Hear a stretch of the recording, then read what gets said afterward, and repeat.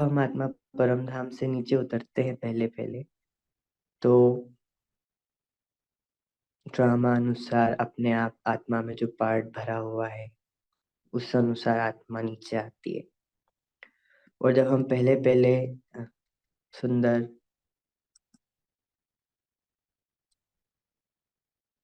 नई सतयुगी दुनिया में आते हैं,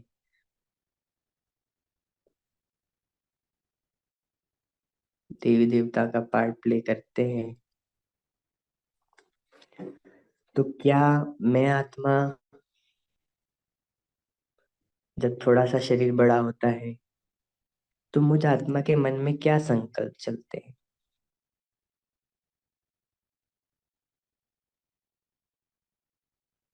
क्योंकि जैसे ही ड्रामानुसार मैं नीचे आती हूँ, मन बुद्धि संस्कार मेरे एक्टिवेट हो जाते हैं, तो मेरे मन में क्या संकल्प चलते हैं वहां पे?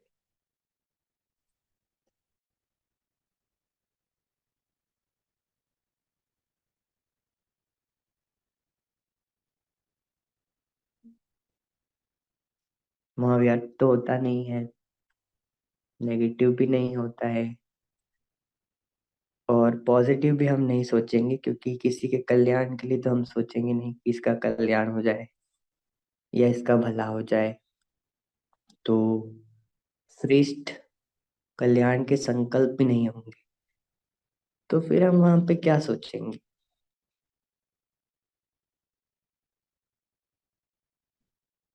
कारोबार तो चलेगी ना, घूमने फिरने जाएंगे, वो सब तो चलेगा कारोबार, सब काम काज खुशी होंगे। हम्म। खुशी प्रेम, खुशी प्रेम आनंद मौज। ऑटोमेटिक मोड पे सारी चीज चलेंगी। गुड। मतलब हमारे मन में जो संकल्प चलेंगे वो संस्कार अनुसार ही चलते हैं, तो हमारे जो संस्कार वहाँ हैं वो है देवी संस्कार। देवी संस्कारों का पार्ट जो आत्मा में नूंदा हुआ है अविनाशी, वो इमर्ज हो जाता है। वो इमर्ज होता है, तो जो भी कारोबार होनी है उसी के संकल्प चलते हैं। जैसे आज शाम को कुछ प्रोग्राम होने वाला है, तो उसकी प्लानिंग हम कोई दिन में बैठ के नहीं करेंगे, देवता मिलके। जिस समय जो कार्य होना है उसी का संकल्प उठता है और वो कार्य हो जाता है। इसको बाबा बोलते साइलेंस की शक्ति। तो हमारे अंदर साइलेंस की शक्ति इतनी होती है कि हर कारोबार प्रकृति दासी होने की वजह से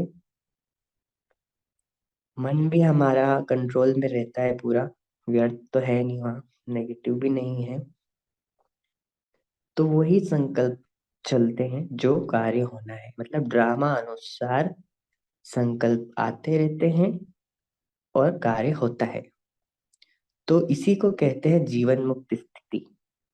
जो आधा कल्प हम देवताओं की थी, हम देव आत्माओं की थी, देवता के शरीर में जब हम आत्मा थे, तो आधा कल्प में आत्मा न व्यर्थ सोचती थी, न पॉजिटिव न नेगेटिव, केवल वही संकल्प ड्रामानुसार उठते थे जो कार्य होना है। यानी देवताएं जो है वो ड्रामा के पट्टे पर चलते थे, उनको कुछ सोचने की जरूरत नहीं थी, फ्यूचर की प्लानिंग की जरूरत नहीं, पास्ट का चिंतन नहीं। इसलिए वहां हर सेकंड हम जीवन मुक्त स्थिति में रहते हैं, बंधन मुक्त, कर्म के बंधन से मुक्त, जिसको बोलते हैं बाबा, अभी हमने पढ़ा, कर्तापन के भान से मुक्त रहते हैं, जिसको अकर्म भी कहा जाता है। कर्म हो रहा है लेकिन हम कर रहे हैं ये कुछ भान नहीं। नेचुरल स्थिति रहती है आत्मिक स्थिति। तो ये जो पार्ट चलता है हमारा, ये आधा कल्प चलता है। फिर उसके बाद क्या होता है, जब द्वापर युग शुरू होता है, द्वापर युग शुरू होता है तो कौन का राज्य आता है? किसका राज्य आता है?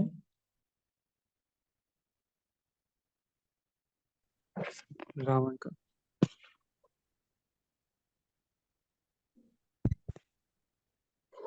अच्छा बताए। हम्म। विकार। ये हाँ जी, जो रावण है, रावण राज्य बाहर आता है या अंदर आता है? अंदर आता है। गुड। तो ये जो रावण राज्य है, यानी क्योंकि आत्मा जो है वो सीता है। किसकी सीता है वो? राम राम। की सीता। तो द्वापर युग में क्या होता है, मुझ आत्मा में जो अविनाशी पार्ट भरा हुआ है, उस अविनाशी पार्ट में जो सतयुग और त्रेता युग के संस्कार हैं, वो मर्ज होने लगते हैं। सतयुग और त्रेता युग के जो जीवन मुक्त स्थिति के दैवी संस्कार हैं, वो मर्ज हो जाते हैं। और कौन से संस्कार इमर्ज होते हैं? कलयुगी, द्वापर युगी। द्वापर युग में शुरू होते हैं हमारे आसुरी रावण के संस्कार, जिसमें मैं आत्मा संपूर्ण रूप से निर्दोष हूँ, क्योंकि वो मेरी गलती नहीं है। मुझ आत्मा में जो संस्कारों में अविनाशी रूप से पार्ट भरा हुआ है, रावण के संस्कार इमर्ज होने का, वो ड्रामानुसार ऑटोमेटिक इमर्ज होने लगता है। तो मैं आत्मा सतयुग और त्रेता युग में भी अनादि स्वरूप में ही थी। चेंजेस सारे यहाँ हुए, इसी में पार्ट जो भरा हुआ है आत्मा के अंदर ही है ये, बट संस्कारों में। और द्वापर युग में भी मैं अनादि स्वरूप में ही हूँ, लेकिन फिर भी मेरे संस्कार कौन से मर्ज हुए? रावण के, जो ड्रामा अनुसार हुए। तो सबसे पहले पहले, फॉर एग्जाम्पल, ये एक, क्या कह सकते हैं, राजकुमार है द्वापर युग का, प्रिंस कह देते हैं। कोई राजा का बेटा है, मान लो विक्रमादित्य का बेटा। इसका नाम क्या रखें? मान लो अशोक है इसका नाम, राजकुमार अशोक। तो मैं आत्मा जब द्वापर युग में मेरे मन बुद्धि संस्कार जो एक्टिवेट होते हैं, तो संस्कार पहले पहले शुरू होते हैं मेरे देह भान में आने के, जिसमें मैं आत्मा निर्दोष हूँ, बट संस्कार इमर्ज हुए देह भान में आने के। तो पहला संस्कार इमर्ज हुआ देह भान में आने का, तो मैंने अपने आप को क्या समझ लिया? अशोक, राजकुमार अशोक। तो अशोक को कोई कुछ बोलता है, तो मुझ आत्मा को लगता है कि मुझे बोल रहे हैं।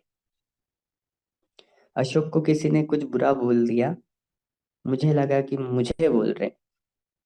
ये है देह भान। फिर अशोक की जो चीजें हैं, अशोक के पिताजी राजा हैं, अशोक के पिताजी को किसी ने कुछ बोल दिया, अशोक को लग रहा है मुझे बोल दिया, मेरे पिताजी को बोल दिया। आत्मा को लग रहा है कि मेरे पिताजी को बोल दिया, जबकि वो किसके पिताजी को बोला? अशोक के। तो ये देह भान और देह अभिमान में जो आत्मा फंसने लगी, इसको एग्जाम्पल के रूप में हम देखें कि ये आत्मा है,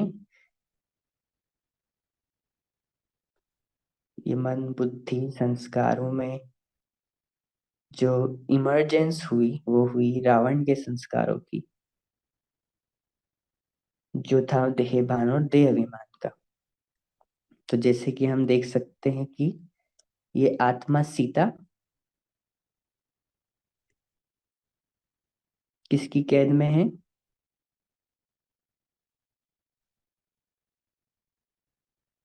रावण की।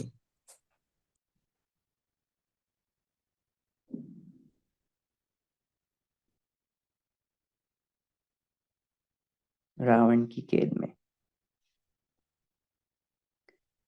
अब रावण उसको संकल्प उठा रहा है, क्योंकि ड्रामा अनुसार सब चल रहा है। मन बुद्धि संस्कार में संस्कार एक्टिवेट हो रहे हैं, अब हो चुके हैं रावण के।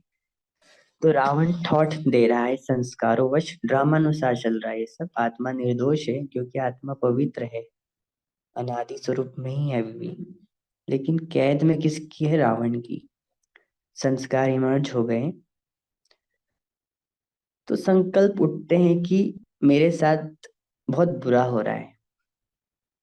ये संकल्प चला रहा है रावण, जो कि मन को उसने पूरा अपने कंट्रोल में ले लिया है। मन में संकल्प उठा कि मेरे साथ बहुत बुरा हो रहा है। अब ये जो मेरे साथ बुरा हो रहा है, ये संकल्प का जो बीज है वो है देह भान। क्योंकि आत्मा के साथ तो कुछ बुरा हुआ ही नहीं, हम तो कुछ सोच ही नहीं रहे थे, आत्मा तो थॉटलेस ही है अभी भी। बट मन में जो थॉट्स चल रहे हैं ड्रामा अनुसार, जिसमें आत्मा निर्दोष है, वो चल रहे हैं ध्येय भान और देह अभिमान वाले। तो इस वजह से मुझे आत्मा को लगने लगा कि मेरे साथ बहुत बुरा हो रहा है। वास्तव में वो जो रोल मुझे मिला है उसके साथ बुरा हो रहा है, उसके साथ ऊपर नीचे हो रहा है। तो कलयुग के अंत में आते आते आते आते ये देहभान रावण ने पूरा कैप्चर कर लिया मेरे मन को ड्रामा अनुसार, जिसमें आत्मा पूरी तरह से निर्दोष ही थी, क्योंकि वो संपूर्ण पवित्र सीता है, खाली कैद में है ड्रामा अनुसार। फिर जैसे ही कलयुग का एंड आता है, 84th बर्थ आता है, तो मैं पूरी तरह से एग्जाम्पल लूंगा, रितांशु बन गई।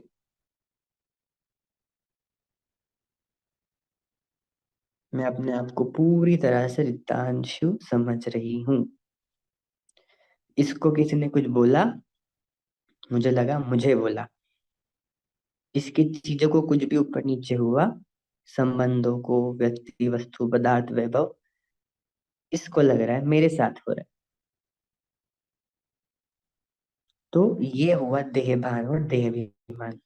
तो अब जैसे ही रितांशु बीके बनता है, ब्रह्मा कुमार,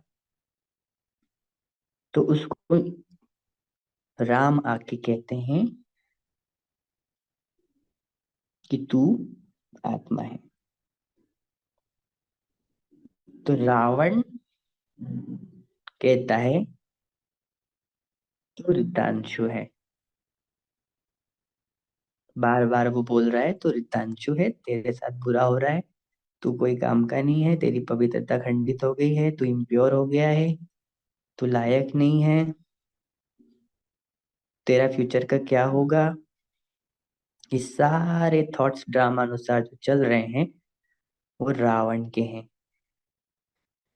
और बाबा मुझे कहता है तू आत्मा है, प्योर है, बाप समान है, अनादि स्वरूप में है, निर्दोष है। मैं तुझे किस दृष्टि से देख रहा हूं, तू उस दृष्टि से देख। लेकिन बार बार रावण बोलता है मेरे साथ ऐसा क्यों हुआ, मैं तो ब्राह्मण बना ही क्यों। नेगेटिव सोचना दूसरों के बारे में, खुद के बारे में, ये सारे रावण के थॉट्स। और ये जो बीच में लकीर है, ये लक्ष्मण रेखा राम ने आके खींची। ये लक्ष्मण रेखा है श्रीमत, जिसको आप कह सकते हो बुद्धि, जिसके अंदर सारी नॉलेज है। आत्मा एवर प्योर है सीता, रावण की कैद में थी, बट अब राम ने आके लक्ष्मण रेखा खींची।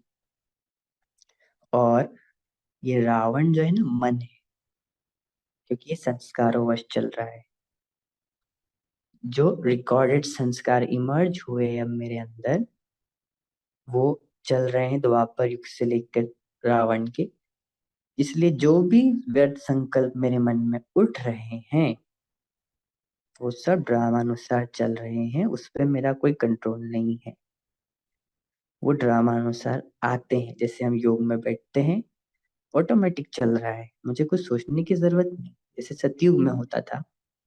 बट वहां देवी संस्कारों के वश चलते थे मन में, लेकिन अब चल रहे रावण के वश, यानी आसुरी संस्कार। तो अब बाबा ने, राम ने मुझे ये नॉलेज दी कि बच्चे तुम आत्मा हो, प्योर हो, बाप समान हो। तुम्हें बाप समान बनना नहीं है, तुम हो ही मेरी, मेरे साथ सदा कंबाइंड हो, तुम मेरी हो। योग में बैठी हूँ, योग में संकल्प आ रहा है, मुझे बहुत पुरुषार्थ करना है, मुझे बहुत सारे काम करने हैं। ये सब रावण के संस्कार है, क्योंकि इसमें जो रूट है वो है देह भान, देह अभिमान की। क्लियर हो रहा है सभी को?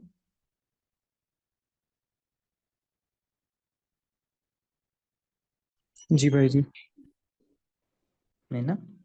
तो बाबा मुरली में मुझे रोज सुनाते, बच्चे तुम अपने को आत्मा समझो, तुम तो एक बार प्योर हो, बच्चे तुम तो हो रूहानी पर्सनालिटी वाले।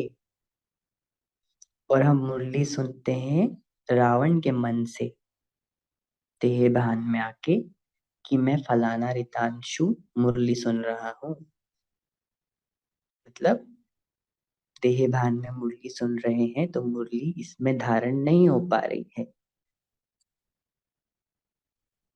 और जब मैं रितांशु के भान को छोड़कर, जो कि मन चला रहा है कंटिन्यूअसली, एक सेकंड भी रुकेगा नहीं वो, क्योंकि वो मेरा अब रूममेट बन गया है, मेरा जीवन में मेरे साथ ही चल रहा है ना वो।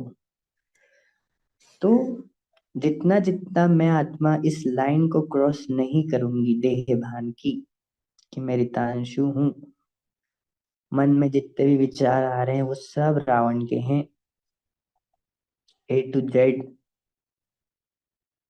और बुद्धि में नॉलेज है कि मैं आत्मा हूँ, बुद्धि से, बाबा इसलिए बोलते बच्चे बुद्धि योग मेरे से लगाओ। बाबा ये नहीं बोलते मन योग मेरे से लगाओ, बाबा बोलते बच्चे पुराना मन मुझे दे दो, पुराने संस्कारों को अपने संस्कार मत समझो।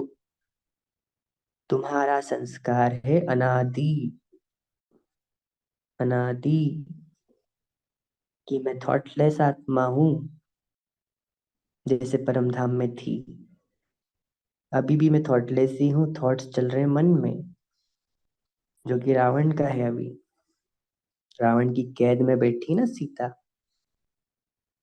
अब बाबा हमको कैद से निकाल के इस लकीर के इस पार ले आए हैं। अगर मैं बाबा के श्रीमत पर चलती हूँ, श्रीमत की लकीर को क्रॉस नहीं करती हूँ, तो मैं हूँ ही बाप समान आत्मा, प्योर, थॉटलेस, एकदम शांत स्वरूप, एवर प्योर। जैसे मान लो पवित्रता खंडित हो गई किसी कुमार की रात में, तो पता है क्या होता है? ये रावण बोलता है मन में, तू किसी काम का नहीं है, तू अपवित्र है, तू कैसे बाबा के सामने बैठेगा जाके। ये सब रावण के थॉट्स हैं, जो मैं अपनी आइडेंटिटी बना लेती हूँ बार बार, कि मेरे साथ हो रहा है, जबकि वो हो रोल के साथ रहा है, जो कि मेरे अंदर भरा हुआ है पार्ट, हितांशु का पार्ट मुझ आत्मा में भरा हुआ है, संस्कारों में, अनादि रूप से, मतलब हमेशा। अब क्योंकि संगम युग है, संगम युग पे बाबा ने मुझे कहा है, बच्चे तुमको कर्मातीत बनना है घर चलने के पहले। कर्मातीत बनना मतलब रावण के साथ अंत तक रावण रहेगा हमारे अंदर। बाबा कहते हैं अंत तक तूफान आएंगे। तो ये रावण जो है ना मेरे साथ अंत तक रहेगा। बट बाबा ने बीच में लकीर खींची है श्रीमत की, जो कि बुद्धि में है, ज्ञान। अगर मैं इस लाइन को क्रॉस नहीं करूंगी, बार बार मेरा अभ्यास हो गया, लाइन को क्रॉस नहीं कर रही हूँ, केवल यहाँ ही रहती हूँ बाबा के साथ अपने सच्चे स्वरूप में, तो एक दिन लास्ट जब आएगा, वैसे तो मैं हुई कर्मातीत, कर्म के बंधन से मुक्त, बट लास्ट समय आएगा जब मैं आत्मा ये बिल्कुल भी इस लाइन को क्रॉस नहीं करूंगी, मैं शरीर छोड़ दूंगी। क्योंकि अभी इतना पक्का संस्कार है, जो संस्कार जो है, ये रावण जो है ना वो पूरा संस्कारों में रिकॉर्डेड है अनादि रूप से, और वो मन को चला रहा है, ड्रामानुसार सारे संकल्प आ रहे हैं, उठ रहे हैं। मैं थॉटलेस आत्मा जितना बाबा के साथ कंबाइंड रह के अपनी पहचान झूठी आइडेंटिटी से नहीं बनाती हूँ, उतना मैं निरंतर योगी बनूंगी, निरंतर सोल कॉन्शियस, कर्मातीत, बाप समान, बेफिक्र बादशाह, माया जीत। माया जीत, माया जीत मतलब माया तो है अंदर, वो बोल रही है उल्टा सुल्टा बहुत कुछ देह भान वाला, लेकिन जितना मैं अपनी पहचान नहीं बना रही हूँ अपने सत्य स्वरूप में, सत्यता के सागर के साथ हूँ, उतना मैं माया जीत हूँ ही। मुझे बनना नहीं है, मैं हूँ ही माया जीत आत्मा। माया तो एक खाली रिकॉर्डिंग जो मेरे अंदर भरी हुई है, वो प्ले हो रही है। मैं तो निर्दोष हूँ।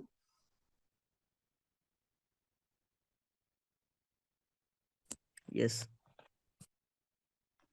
तो इससे ये सिद्ध होता है कि चारों ही युगों में मैं आत्मा चेंजलेस हूँ, थॉटलेस हूँ, निर्दोष हूँ।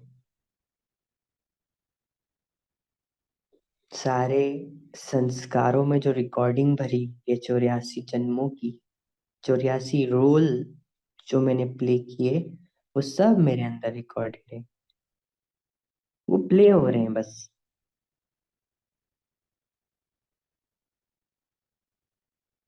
अगर मैं अपने सत्य अनादि स्वरूप में हमेशा हूँ और अपनी पहचान झूठे मैं और मेरे से नहीं बना रही हूँ, जो रावण मुझे कॉन्स्टेंटली दे रहा है ड्रामा अनुसार, अगर मैं उससे अपनी बार बार पहचान नहीं बना रही हूँ, तो मुझे पुरुषार्थ करने की जरूरत ही नहीं है, मैं मेहनत मुक्त हो गई। बाबा बोलते बच्चे योगी बनो, योद्धे नहीं। हम युद्ध कर रहे हैं अपने संकल्पों से कि नेगेटिव चल रहा है तो उसको ठीक करूं पॉजिटिव से। मैं अपने सत्य स्वरूप में आ गई तो लड़ने की जरूरत ही नहीं। इसी को कहते हैं जीवन मुक्त स्थिति। जीवन में है, कर्म हो रहे हैं, क्रमानुसार सब चीजें हो रही है, घटनाएं घट रही हैं, बोल निकल रहे हैं, कर्म हो रहा है। मैं निरंतर सीता राम के साथ है। राम की बुद्धि मेरी बुद्धि, राम का मन मेरा मन, राम के संस्कार मेरे संस्कार। जब हम दोनों इतना कंबाइंड है तो मेरा हर कर्म एक्यूरेट होना ही है। ओम शांति।